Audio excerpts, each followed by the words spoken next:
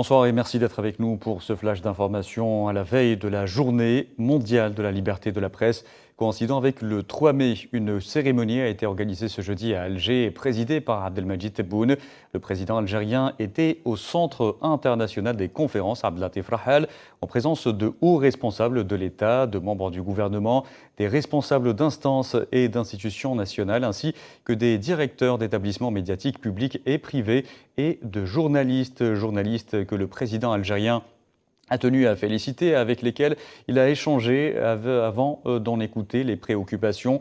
Cette cérémonie a été marquée par le discours du président algérien Abdelmadjid Tebboune, lu en son nom par le ministre algérien de la Communication Mohamed Lagab, où il a indiqué notamment que cet événement intervenait cette année dans un contexte international marqué par les tensions au niveau régional et international et avec des répercussions multidimensionnelles.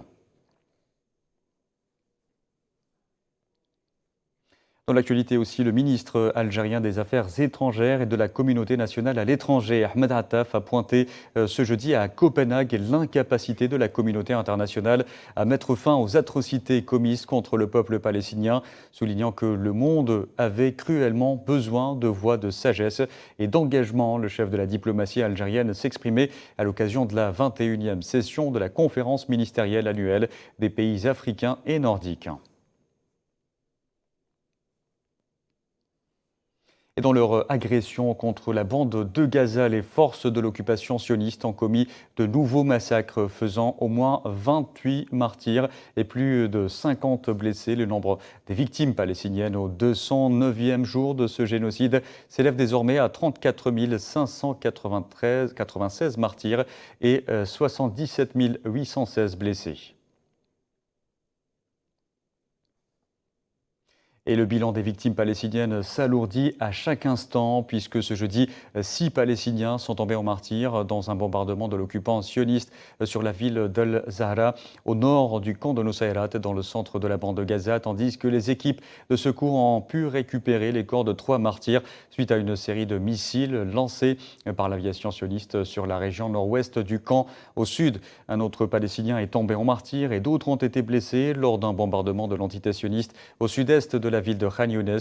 Au sud de la ville de Gaza, cette fois, l'aviation sioniste a bombardé un immeuble résidentiel dans le quartier d'Al-Zaytoun, faisant 2 martyrs et plusieurs blessés. Par ailleurs, l'artillerie de l'occupant sioniste a ciblé des maisons et des terres des Palestiniens dans les quartiers de Sheikh Ajlin, Tel Al-Hawa et Al-Zaytoun, au sud-ouest de Gaza, et visé les terres et les tentes de personnes déplacées à l'est de la ville de Rafah.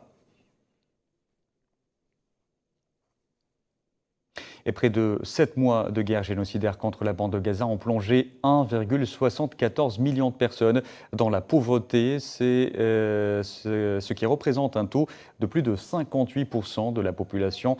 C'est ce qui ressort d'un rapport publié par le Programme des Nations Unies pour le développement, le PNUD, qui a aussi fait état d'une chute vertigineuse de près de 27% du PIB dans l'enclave palestinienne.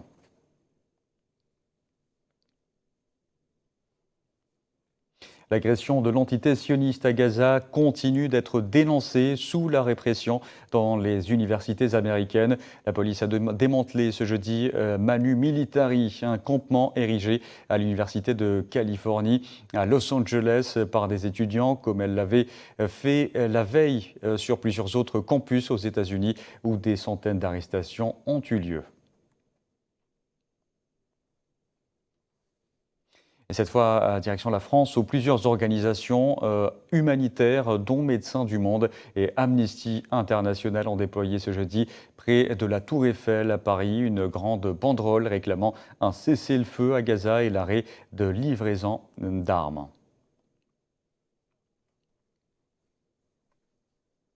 Voilà, c'est la fin de ce flash d'information. Merci à vous de l'avoir suivi. Dans un instant, retrouvez Tininan Makassi pour le 24h Afrique.